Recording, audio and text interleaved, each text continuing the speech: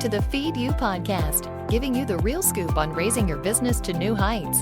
Expert education, inspiration, and motivation to fuel your purpose, your passion, and your profits. Here's your host, Elisa Connor.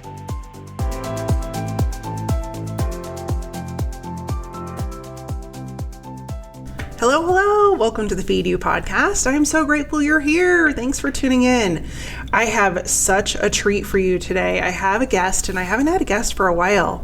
But today's guest is kicking off another series where we are talking all about story and storytelling. Only my guest today is going to talk to us a little bit about the internal story that we tell ourselves as entrepreneurs about things like confidence and how creative we are, and definitely money. Everyone I know, especially if you're an entrepreneur, struggles with the topic of money. And if no one has told you yet, I'm going to let you in on a little bit of a secret. The trip that you decide to take when you become an entrepreneur is 100% around evolving and self-development. If you don't have if you don't have the wherewithal to really do some internal work on yourself, you're going to have a really hard time being an entrepreneur, because that's really where the rubber meets the road, as they would say. I'm really bad at analogies, but that's really what it is. Like, if you aren't willing to dig deep and do that work, you're going to have a really hard time as an entrepreneur. So I have invited today Deborah Fryer on. She is actually a PhD and is very much sought after, not only as a coach, but as a speaker. And she works with high achieving entrepreneurs to help them achieve, things like greater confidence, greater creativity, peace, and specifically peace around wealth and how to create more wealth in their business and in their life. She has a really unique background that bridges both science and spirituality, and she also, I thought this was really interesting, is an award-winning filmmaker. She's been practicing yoga and meditation for over 25 years, and she also has a pre-medical degree. You'll hear her talk a little bit about that process and how things shifted for her to do what she does today. She is very well known for using some cutting edge science and ancient wisdom, as well as visualization, to help people retrain their brain so that they have abundance and prosperity and all those really good things that flow to them with ease. Because, as I've said in previous episodes, 95% of what we see going on right here is controlled by our subconscious. So we're going to talk a little bit about subconscious programming and reprogramming as well, so that you can get rid of, limiting beliefs that you might have, not only about success, but around money, so that you can make more money, you can feel more confident, and you can have more freedom. So please help me welcome to the show, Deborah Fryer. This episode is being brought to you by my new 5-day free challenge to grow your email list. How important is an email list? Well, it is the catapult of your marketing. If you aren't getting subscribers to enroll in your email list on a regular basis, you are definitely losing money. However, creating that free download can be a challenge. It's the start of your sales funnel. If you don't have something people want, you're not going to get subscribers. So this 5-day challenge walks you through creating that free download. Every day you'll get an email in your inbox with a specific direction and a step to take that specific day. At the end of the week, I'm also doing a live training to answer questions, give you some insider tips and techniques on getting that download created to perfection. And also, how could it be better? I have a free Facebook group where you can go and post your questions all week long, build collaboration with other people that are growing their list in their business, and learn some inside tricks of the trade inside the group. So join me for the free training by going to elisaconnor.com/challenge. I can't wait to see you inside and to see your wonderful opt-in when you finish it.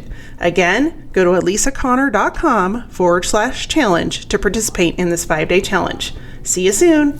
So I want to welcome my new friend and my guest, Deborah Fryer, to the Feed You podcast. I am so excited to have you here. I'm really excited to be here. Deborah is just a force to be reckoned with. She's like a little beautiful bubble of hurricane energy that comes in and just lights up a room. And so I thought it would be really great to bring her on and have her, one, share a little bit about her story, but two, give us some takeaways on how we can adjust our internal dialogue, our internal belief system, so that we are in alignment with where we want to be in our goals. So before we get started, Deborah, tell us a little bit about you and a little bit about what you do for your business and how you got started on this journey. What I do is I work with women mostly. I work with men a little bit. I have some private clients who are men and some people who take my online courses, which are shorter. Of course, men are part of that conversation. And I have a year-long program that is with women who are specifically working on issues like wanting to upgrade their money mindset and their beliefs, wanting to double, triple, even 10x their income, wanting to have greater confidence, more creativity, and really tap into the freedom to be themselves. One of the things that we do, and men do this too, is that we give our power away. We play small. We're worried that people aren't going to like us. We're afraid that if we do something that's a little bit outside the box, that nobody's going to want to work with us. And this actually limits your wealth, it limits your creativity, it limits your freedom. And so I work with people to help them tap into more freedom, more abundance, more joy, more playfulness in their businesses. And, I was having this conversation with a man the other day, and I was telling him that what I do, and I work with women over the year to help them, build sustainable businesses that are really soul-driven and creative and prosperous and profitable and sustainable for them and their clients and the planet. And it's so hard for women to self-express. And the man looked me straight in the eye and he said, "It's hard for me to self-express." So even though, I prefaced it by saying I mostly work with women, I think that mostly women are attracted to me because they see me as a role model for I could do that too. So I work with men and women, but mostly it seems like I attract women clients. In answer to your question, how did I become a money mindset coach? How did I become a creativity catalyst? It's kind of hilarious because my biggest core wound was money. And, this is how all of us end up doing whatever we're doing, is that the thing that you resist persists, and the thing that you hate, and the thing that you wish you didn't have to deal with, and the thing that is just like such a bleeping thorn in your side is the thing that is your greatest gift. So how did this show up in my life? Well, I like many people, especially very creative, very intuitive, and spirit-led entrepreneurs, I just thought I was all love and light, and I was just going to make art and make my movies and write my amazing things that I write. And if I just did what I love, the money would follow. Right? Any of your listeners have that mindset that they think, sure. Sorry for interrupting you. Most entrepreneurs have that, I'm going to create all these beautiful things because we are idea creators, regardless of what our industry is. And we have all these wonderful ideas. And then we're just like, okay, somebody pay me. Yes. Right. And so that was me. It was like, but I was also really, really, really attached to the idea of me being the starving artist. So I would make a lot of art, but because I was attached to the idea of me being a starving artist, I had to create situations where I could continue to play that role of the victim. So I created lots of opportunities as a filmmaker, as a writer, as an artist, for people to not pay me. How did I do that? I would say, oh, I'll do that for free. Oh, I'll do that pro bono. Oh, you don't have the budget? Okay, that's fine. I'll just do it for 10% of my rate. I couldn't afford to do that, but I was so desperate to make art, and I was so desperate to self-express, and I didn't make the connection that I was actually limiting my creativity. I was limiting my self-expression by insisting on being broke. So I got to a place sometime in my 40s where I said to my husband, I really should have gone to medical school. I'm not a real doctor. I do have a PhD, but I devalued it as though it wasn't real. So I thought being real was being a medical doctor and getting and I'm doing air quotes, getting a real paycheck in air quotes and getting real respect in air quotes and having a real job in air quotes and having real authority, because I so didn't even see myself as being real. And I didn't see myself as not being real. I thought that the way it was the way it was. And so I argued for the way it was. I argued for my limitations and I got them. So then I said, okay, I should have been a doctor. So my beloved husband said, okay, great. If you think you should have been a doctor, why don't you go to medical school? So I said, okay, I think I will. So, but the crazy thing about this story is that I have a PhD in comparative literature. My undergraduate degree was in literature and art. Everything I've ever studied has been literature and art and music and, about a dozen languages. I didn't know anything about science. I had never taken science since I was like 15. And here I am thinking I'm going to go to medical school. Well, I don't know the first thing about science. I mean, it was just like this crazy idea. I love science. I interview people about science. I make movies about science, but I'm not the scientist. That was what I thought. And I thought there was a big split between science and spirituality. So I thought, well, I'm the spiritual one. I'm the yogini. I'm the meditator. I'm the creatrix, not the scientist. Like, it can't be both. So off I trot to medical school.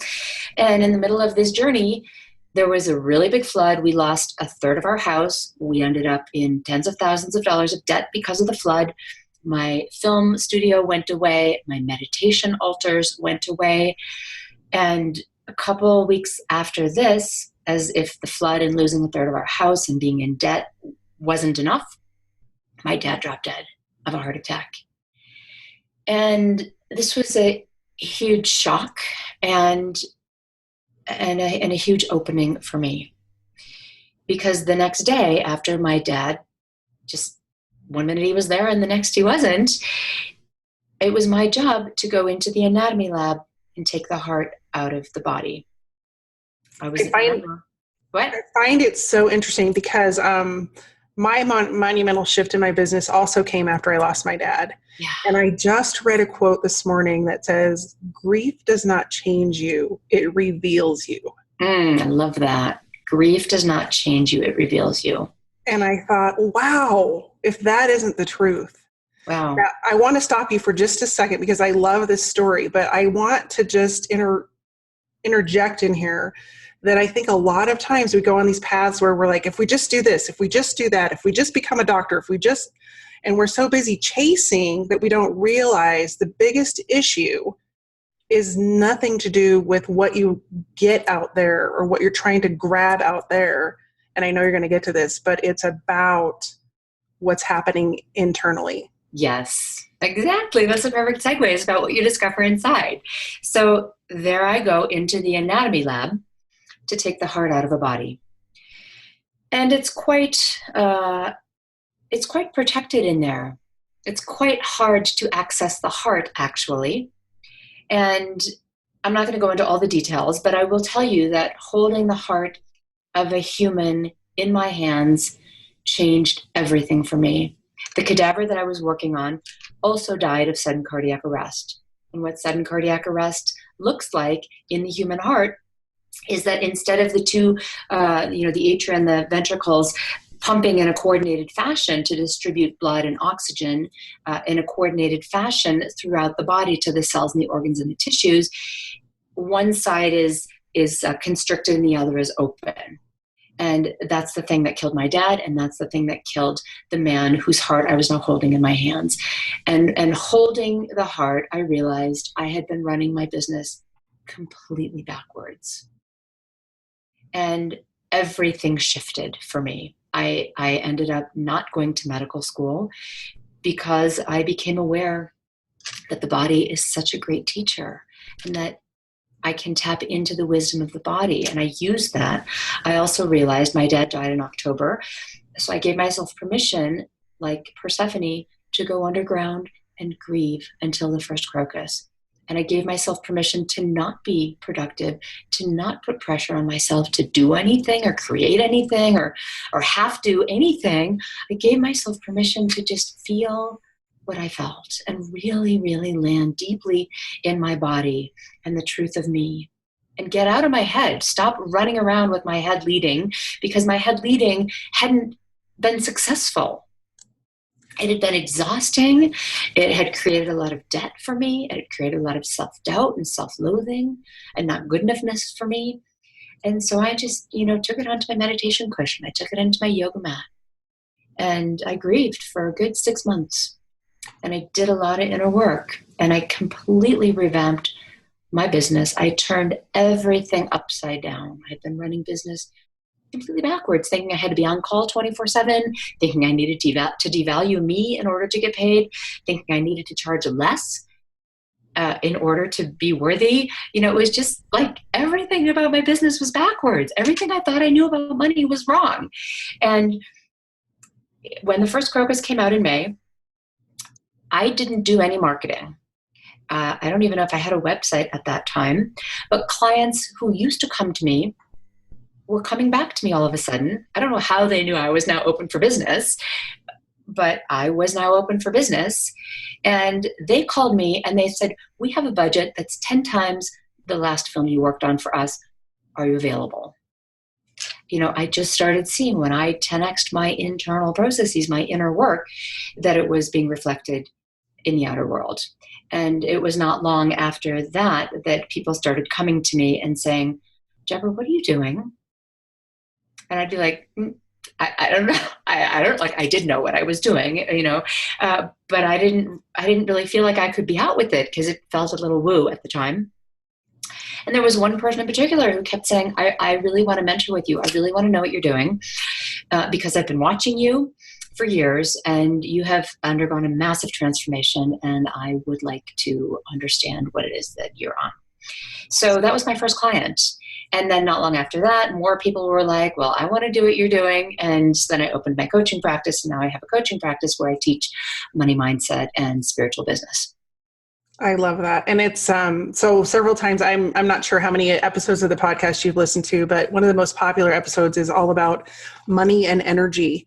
And one of the last conversations I had with my dad, actually in the oncology office, was an awareness that came to me from the divine about and it was an explanation to him, because he looked at me and said, what happens to you when you die?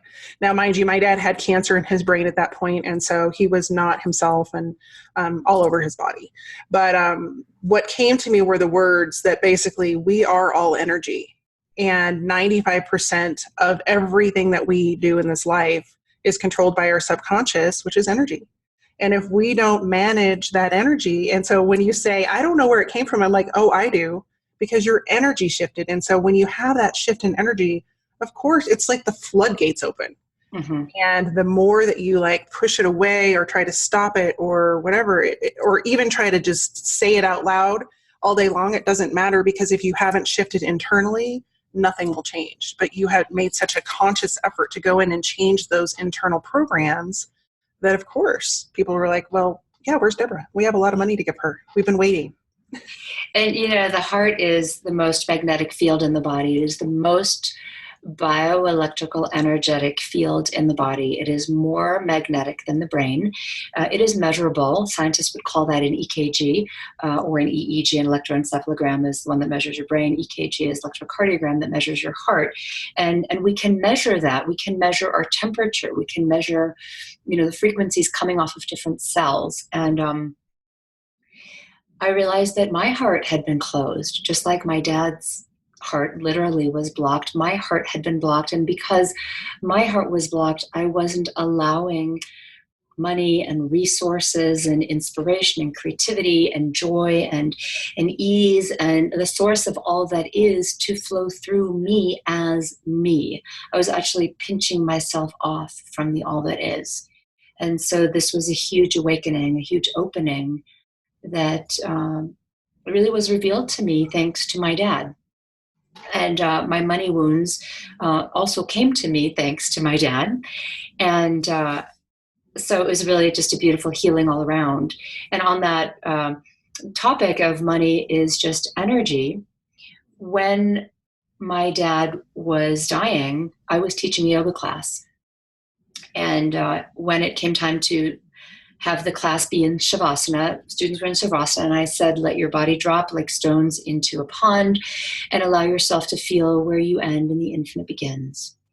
And in that moment, a song came on my iPhone, my recording device, and it was a song that I don't actually have on my iPhone.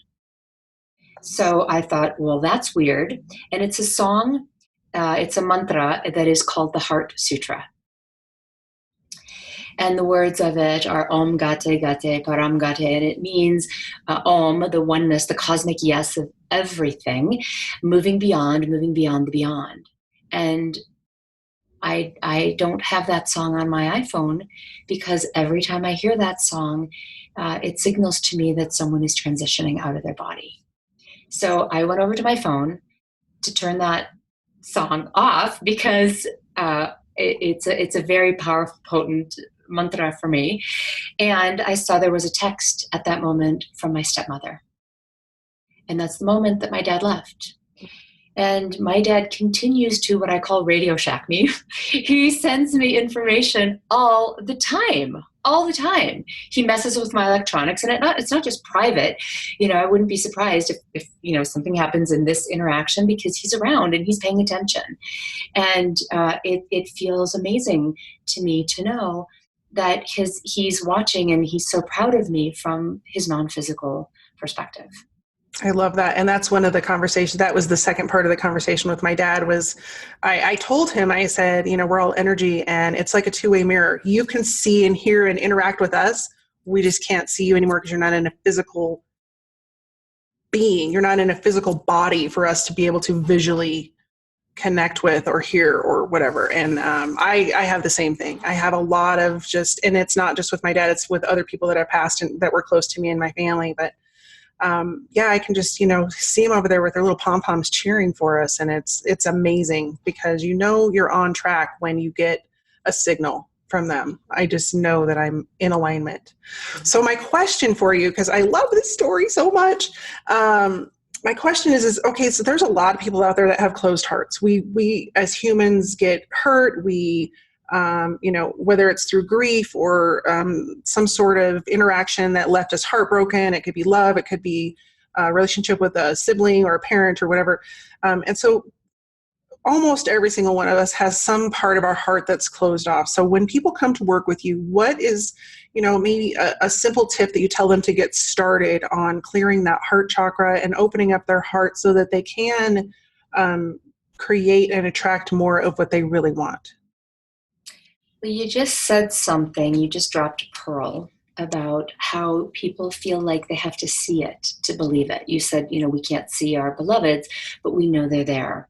And what we see with our physical eye does not include everything that is out there. What we see with our physical eye is simply what exists in the material form. And if you think about what is matter, matter is energy vibrating at a particular frequency. What is light?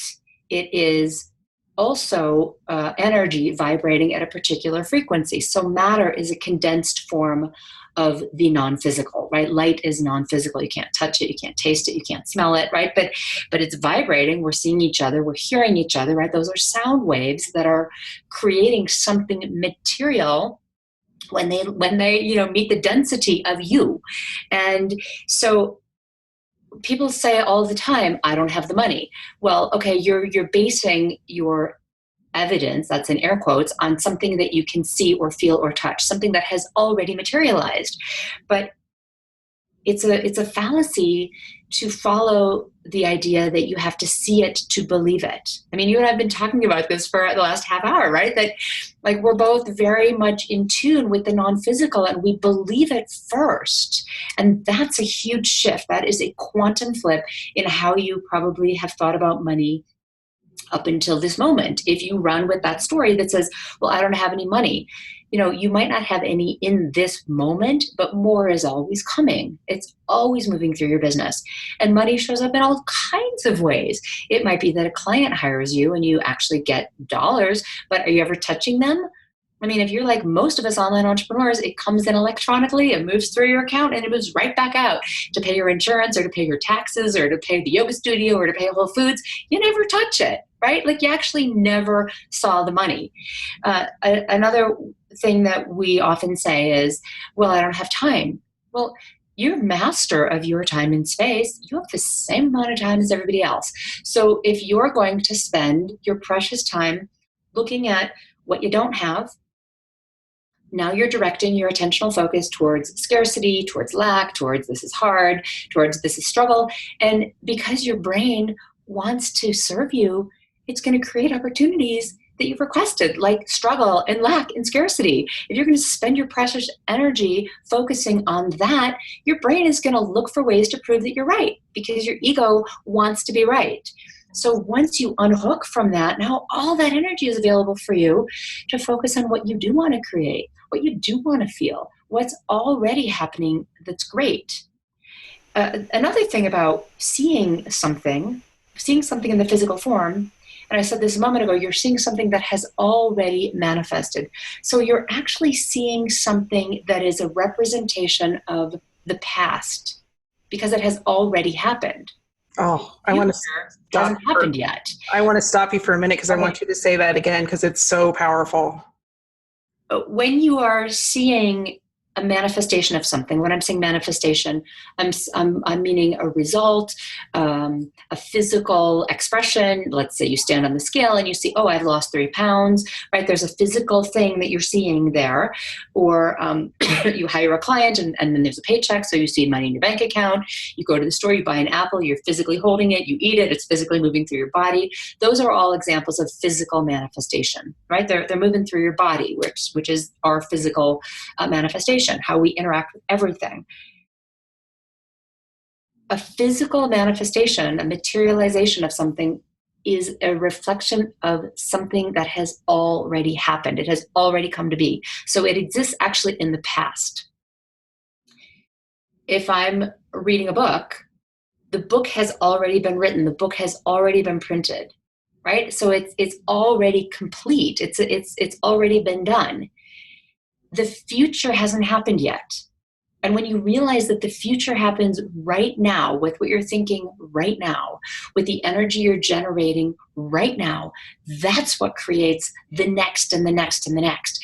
And all of a sudden you realize, oh my gosh, I am really powerful because I am creating my future.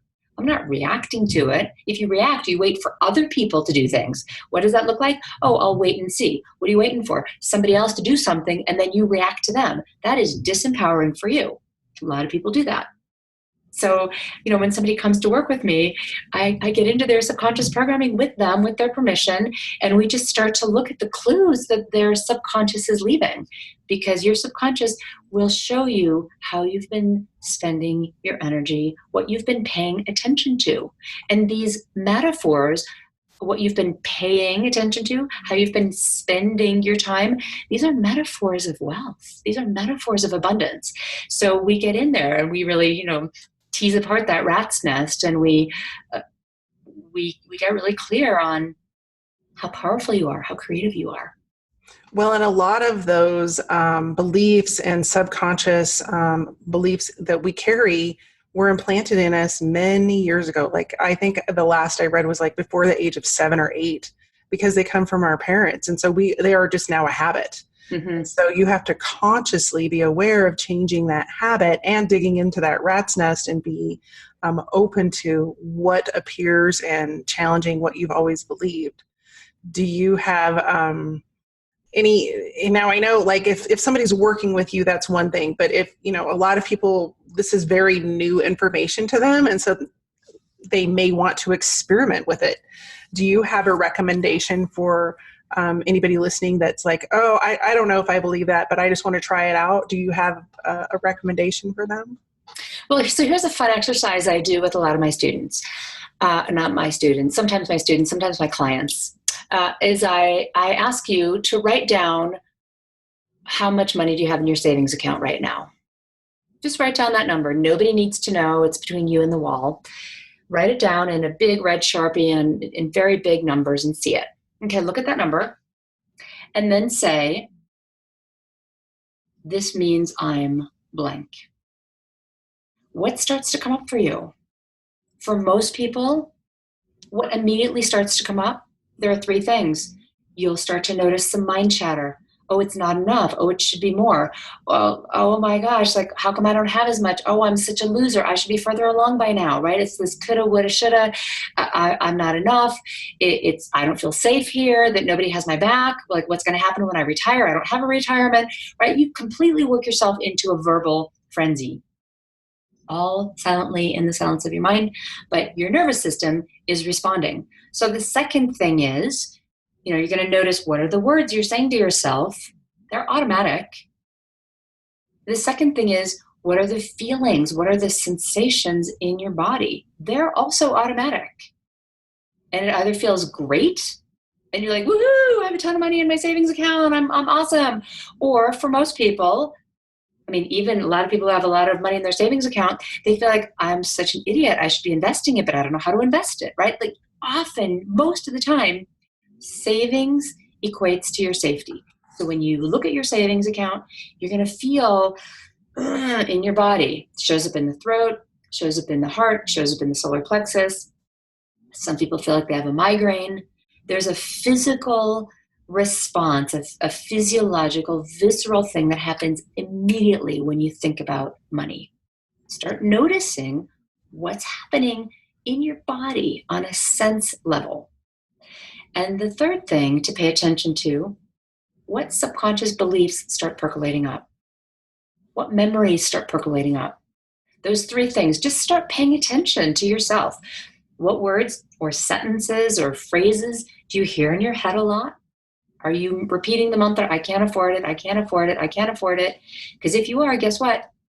You're creating that. So one, notice your language. Number two, notice what's happening energetically. We call that feeling, but what is an energy? Emotion, but it's energy and motion. So notice, what's your body saying? Your body immediately has an opinion about a thought. And the third thing to pay attention to is, what subconscious thoughts just start percolating up. Oh, I remember da-da-da. Oh, that reminds me of da-da-da. Start noticing, because everything is connected to everything else. So it really starts with you being aware that you are running some stories in your programming that aren't serving you. Very, very true and very interesting, because it's sort of that self-fulfilling prophecy. If you keep saying the same things to yourself, you're going to keep seeing the same results. Right. Keep doing the same things, you're going to get the same results. So let's talk a little bit more about your journey. So now you are coaching, and you are at a very different place, not only mentally and emotionally and spiritually, but also financially. So, you don't have to go into numbers, but I would just love for you to share, results that not only you have had, but the results of the people that you work with. Like, maybe just share a little bit of their story and say, okay, they were here and now they're over here. Mm-hmm. Yeah, sure. I'd be happy to share. It's so taboo to talk about money, and I really welcome the opportunity to just, pull back the curtain, because money is just energy. If you're scared of money, you are letting money control you. If you hate money, you are in relationship with it in a way that is not healthy for you or it. And money can be a force of good. It can be a force of healing. It can be a way of contributing and realizing, I'm part of this. I'm part of the flow, which you are. So I just love talking about money. So in my journey, it started with me really struggling at a to me, what felt like an embarrassingly low level. And I'm saying that because I was real judgy at myself about what I was or wasn't making. And I think a lot of people, that's where it starts, is we get really judgy and really critical and really unaccepting of ourselves. And when I started doing the work, I very quickly increased my income by 500%, which means I 5x'd my income. Wow. And the next step for me was, I wanted to break through a six-figure ceiling. So I broke through the six-figure ceiling. And when that happened, I freaked out about it, because I had so much shame around money. And I had these beliefs around people that have money. They're jerks, and they exploit women, and they exploit the environment, and they're mean, and they're narcissists. And I don't want to be that. So I had a migraine for 3 days. I threw up for 3 days. I couldn't tell anybody. I thought all my friends would hate me. I thought all my family members would hate me. I was just racked with shame about being successful. And, because this is the work that I'm doing. I was like, wow, that's interesting.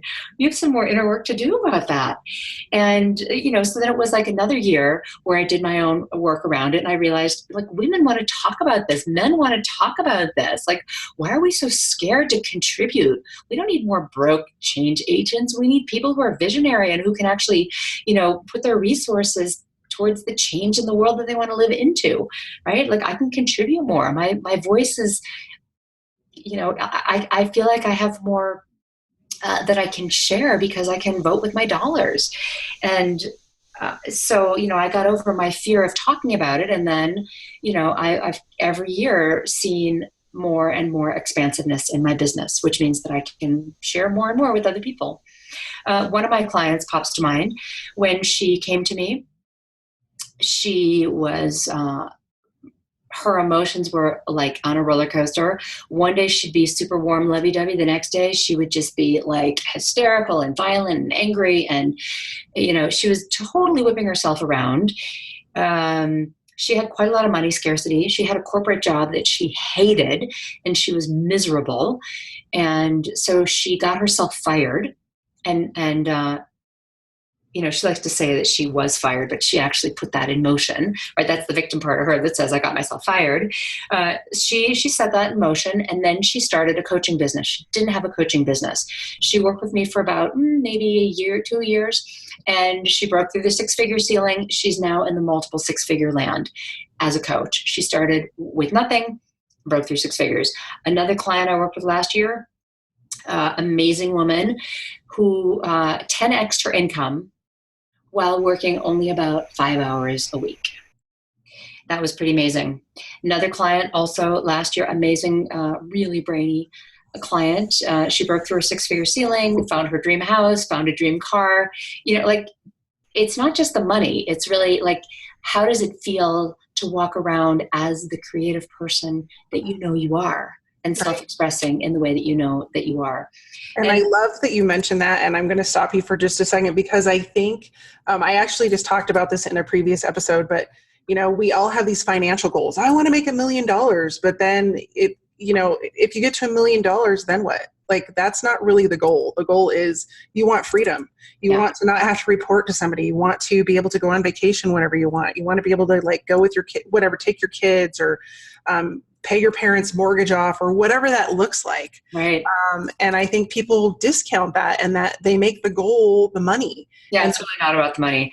And from where my perspective and really what I love so much about how I feel now is that I just feel free of money bossing me around. There are days or months sometimes where I actually have a cash flow challenge, but I'm not afraid of it. I just know that I can create more by, offering another program or enrolling another client, or I can use the home equity line of credit or whatever, but I'm not afraid of it. And money's not bossing me around. Money is not saying you can't do that.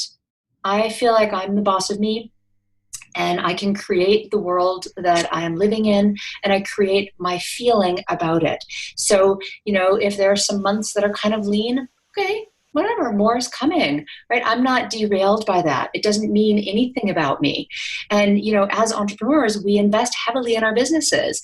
And, there are going to be times where you invest to do your live event, or you add more team, or, you get a website rebranding, or you're going to launch a new thing and you hire more people. So more cash is going out than is coming in. Who cares? Right? Like you're just part of the flow. And that's really what true abundance is. Gunda means wave. And true abundance, in my opinion, is recognizing that you are in the flow. And sometimes the tide is out more than it's in, and sometimes it's in more than it's out. And it's constantly moving in and it's constantly moving out, sometimes at the same moment. And that perspective is quite liberating. So that's really, at root level, what the people that I work with are discovering is that money does not control them. They control them. And their connection with source and their connection with their true self is where the joy is and where the freedom is. And you're right. And it's funny because two things. One, I was thinking about that. I love the analogy of like the ocean flowing in and flowing out, flowing in and flowing out, because you can't be on all the time. You can't be, you have to have some downtime. So, of course, there's going to be lulls coming in and going down because you get busy and you don't have as much time to focus, your energy on your practices and your spirituality and your breathing and all those different things. But the other thing that came to mind is that people that don't do this healing work, and even people that have $1 million businesses that haven't healed this internal state that we're talking about, are broke. They're literally broke. They make millions of dollars, or they win the lottery and have millions of dollars, and they're in the red because they just put it out as soon as they bring it in, and they haven't dealt with, because they don't want to hold on to it. It's dirty, it's yucky, it's whatever belief system they have around money.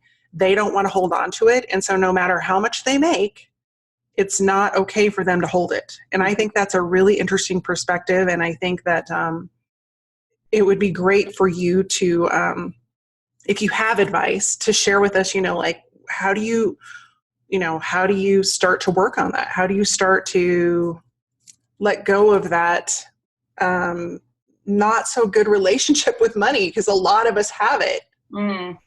Yeah, it really starts with your relationship with you.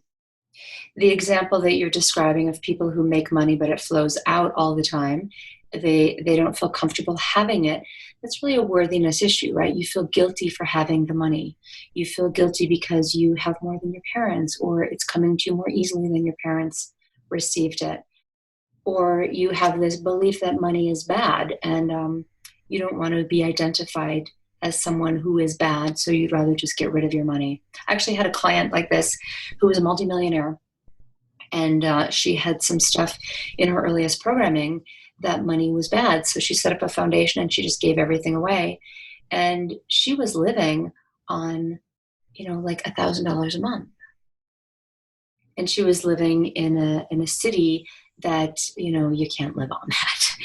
And, and she had millions at her fingertips and was incredibly spiritual and incredibly generous with her money. And she floated all away from her because, she was actually repelling it. She was like, no, I don't want that near me. So I worked with her and she, got herself to like living on $10,000 a month, which was, it didn't make a dent in the multi-millions that she had to still give away to other people, but it just allowed her to live a quality of life that had much more ease and pleasure in it. There are other people who have the opposite, where they hoard. And if you hoard, it's the converse, but it's a similar rejection of yourself. If you hoard, you don't believe that you're worthy of more. And if you hoard, you can't receive more because you're totally full. It's like, there's the koan, the Zen koan of the two Buddhist monks, and one pours tea to his brother. And as soon as the cup is filled, the brother pours the tea on the ground. And the first monk says, what are you doing? And the second monk says, I am open to receiving more. Right? If we hoard, we physically can't receive more. You can't receive more love, can't receive more money, can't receive more clients. And it shows up, in lots of ways besides money. It shows up with clutter. It shows up with people carrying extra weight. It shows up with people filling every possible second in their schedule. Right? Those are three completely different examples, right? Your body weight, how you manage your physical time, the physical clutter in your space, in your bank account. That's a fourth example.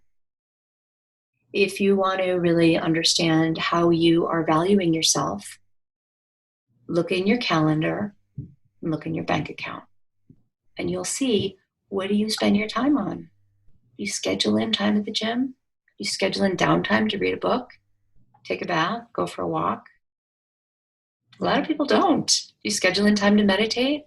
A lot of people don't. Do you do email first thing in the morning so you're immediately on other people's agendas and their projects and their demands? And like you've just given all of your energy, to everybody else, and now you're riding on fumes.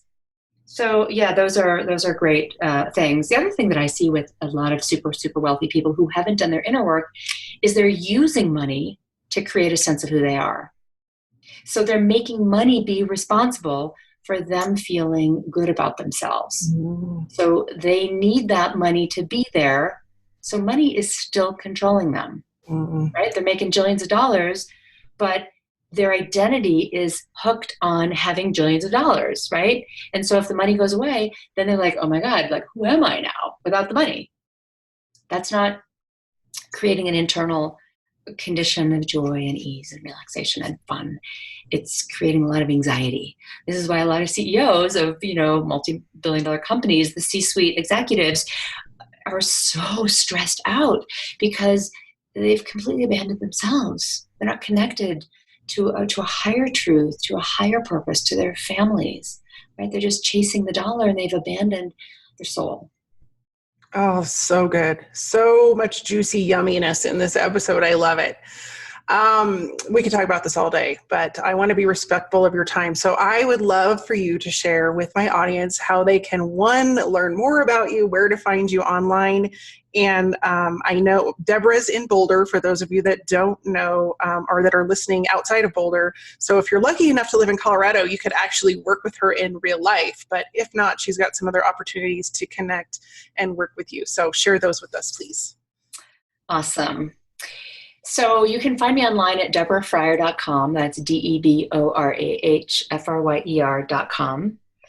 And I do offer classes from time to time that are online, and I'm beginning to offer work around the country. So if you're interested in doing the Anatomy of Money 101, which is a very, it's both an introductory and a profound dive. It's a 4-week program that I will condense into a weekend in various cities around the country. And we'll be looking at what is your conscious programming. In other words, what are you aware of? And what's the subconscious programming? What's that 99% that's driving you and it's running you and it might be ruining you that you would like to heal? So that's an offering. And I have a year-long program. I open enrollment for that in November. And I have some free goodies on my website, so you can hop on over to my website and download some stuff. And I have a Facebook page, and I have a lot of videos that are available for free on Facebook as well as on YouTube. So if you're interested in money mindset and all this neuro juju that we've been talking about, I'd love to share more with you. And you can also, PM me, send me a message. I'm still very accessible, and I answer all my own email and I answer all my own messages. And so I love having these conversations about money. So if I can support you, please reach out. Thank you. Thank you so much. And I will put all of the links for everything that she talked about, Facebook, website, and all that in the show notes. You can grab those over there and you don't have to frantically write while you're trying to drive or exercise or whatever when you're listening to this. But thank you so much for being here. I so appreciate you. And you have given us so many wisdom tidbits to implement. And I hope that we can maybe have you back a little bit later in the future to talk to us again. Well, thank you. It's my pleasure. What a yummy, juicy, fun conversation with you. Well, there you have it. I hope you enjoyed this episode with Deborah as much as I enjoyed having her on the show. I hope you also can take some of her tidbits and some of her wisdom and all of the things that we talked about and implement it into your life and your business. For all of the links to get in touch with Deborah or to read the show notes, head on over to elisaconnor.com/39.